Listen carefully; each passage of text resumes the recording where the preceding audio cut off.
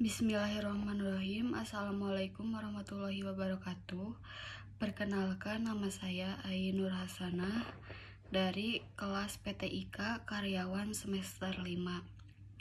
Di sini saya akan menjelaskan makalah tentang kajian pustaka. Langsung saja, kajian pustaka adalah kumpulan teori yang didapatkan dari berbagai macam sumber yang akan digunakan sebagai bahan rujukan dalam melakukan kegiatan penelitian atau membuat karya tulis ilmiah. Dalam hal ini, landasan teori bisa diambil dari berbagai macam media, seperti jurnal, skripsi, artikel, berita, koran, dan masih banyak lagi. Namun, dalam memilih teori yang akan digunakan, sebaiknya pilihlah yang ada reservasinya dengan topik permasalahan penelitian atau karya tulis ilmiah. Kajian pustaka sering juga dikenal landasan teori. Kajian pustaka ini bertujuan untuk menjawab atau menemukan solusi dari suatu topik permasalahan yang akan diteliti. Maka dari itu, teori yang dipilih harus valid agar hasil penelitian bisa dipertanggungjawabkan dan bisa memberikan manfaat serta solusi bagi pembaca terhadap topik permasalahan yang diangkat.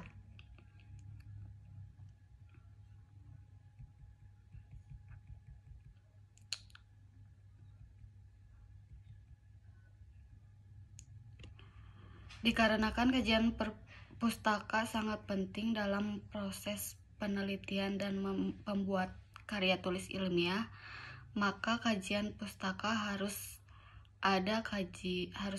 Kajian pustaka perlu ditulis karena dapat menunjang ketajaman dari proses penelitian, bukan hanya ditulis begitu saja.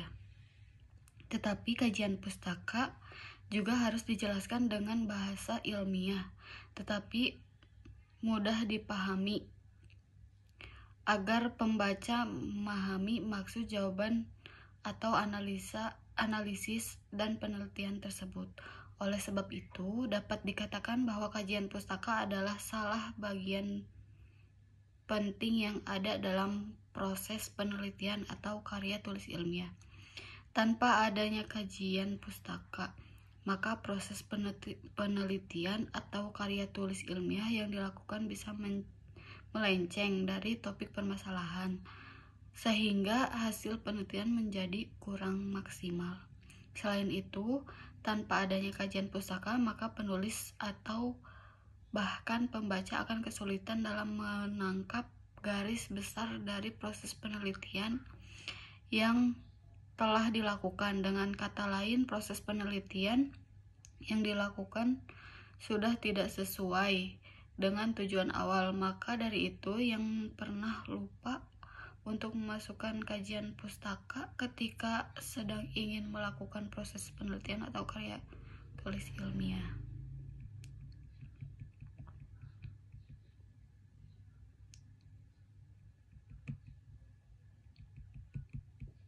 Ada juga manfaat kajian pustaka. 1. Mudah menemukan solusi dari topik permasalahan yang diteliti. 2. Memberikan kemudahan pada proses penelitian. 3. Mudah menentukan kriteria penelitian. 4. Melakukan verifikasi terhadap hasil penelitian. Ada juga tujuan kajian pustaka.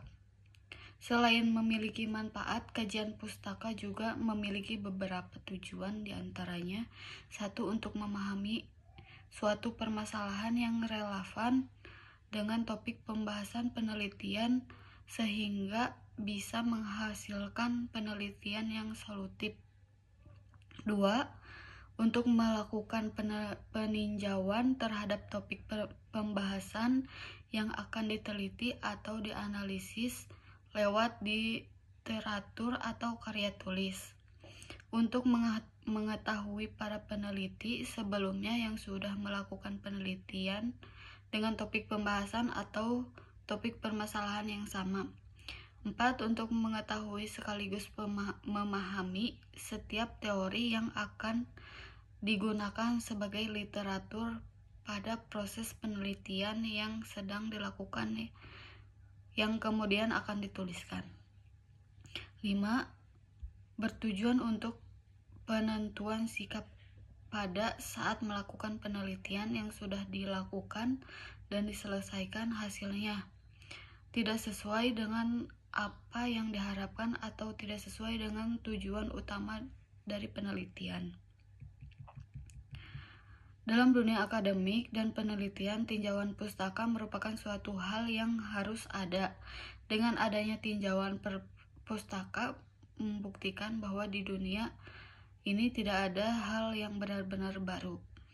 Pembuatan atau penulisan tinjauan pustaka tidak bisa dilakukan begitu saja, tetapi ada pedomannya. Buku menyusun tinjauan pustaka sangat pas untuk dijadikan sebagai referensi dalam membuat tinjauan pustaka dan sangat pas dijadikan sebagai rujukan dalam mata kuliah metodologi penelitian.